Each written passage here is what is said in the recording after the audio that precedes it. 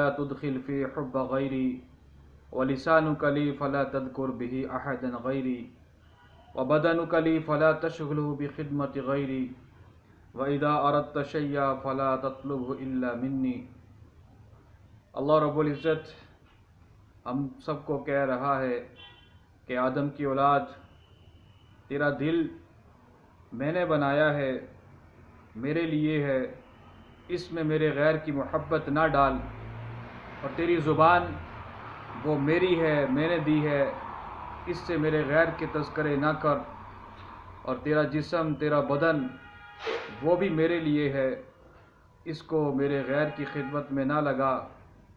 اور جب بھی تو کچھ مانگے تو مجھ ہی سے مانگ۔ آج ہمیں اس بارے میں سوچنا ہے کہ ہمارے دل میں محبت کس کی ہے، ہماری زبان پہ ذکر کس کا ہو رہا، اور ہمارے جسم